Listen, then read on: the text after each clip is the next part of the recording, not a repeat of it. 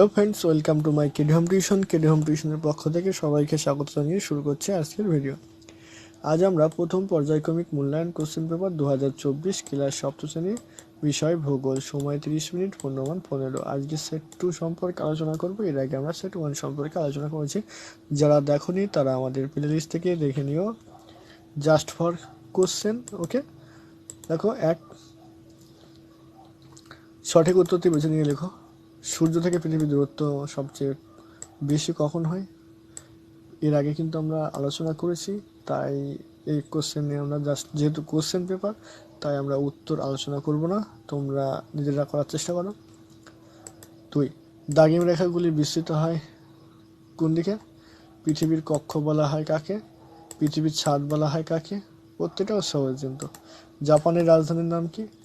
শূন্যস্থান পূরণ করে বায়ুর চাপ মাপা হয় কোন যন্ত্রের সাহায্যে? অক্ষরেখাগুলির বৃহত্তম হলো সূর্যরশ্মি সারা বছর লম্বভাবে কিরণ দেয় দাস।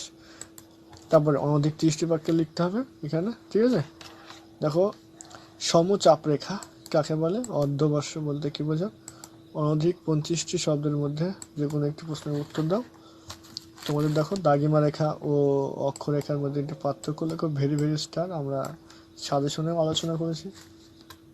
তারপর দেখো, অধিবর্ষ বলতে কি বোঝো? স্টার। পৃথিবীর অবসর অনুসর স্টার। প্রত্যেকটা কোশ্চেন কমন এসছে, তোমরা আমাদের সাজেশন দেখলে বুঝতে পারবে। তো দেখো, অনধিক 40টি শব্দের মধ্যে যে কোনো একটি প্রশ্নের উত্তর দাও। এশিয়ার বিভিন্ন স্থানে জলবায়ুর বৈচিত্র্যের কারণ ব্যাখ্যা করো বা বায়ুর চাপের তাপমাত্রার কারণগুলি ব্যাখ্যা করো। এই ছিল আমাদের আজকের ভূগোল কোশ্চেন পেপার। কোশ্চেন পেপারটা কেমন হলো তোমরা অবশ্যই কমেন্ট করো। যারা আমাদের চ্যানেল নতুন, তারা চ্যানেলটিকে অবশ্যই সাবস্ক্রাইব করো। যারা এখনও পর্যন্ত আমাদের চ্যানেলটিকে সাবস্ক্রাইব করোনি তারা অবশ্যই প্লিজ সাবস্ক্রাইব করো। আমাদের চ্যানেলে নিত্য নতুন ভিডিও আপলোড করা হয়, প্রত্যেকটা সফটওয়্যার ওয়াইজ আলোচনা করা হয়। আজকের ভিডিও আমরা এখানেই শেষ করছি।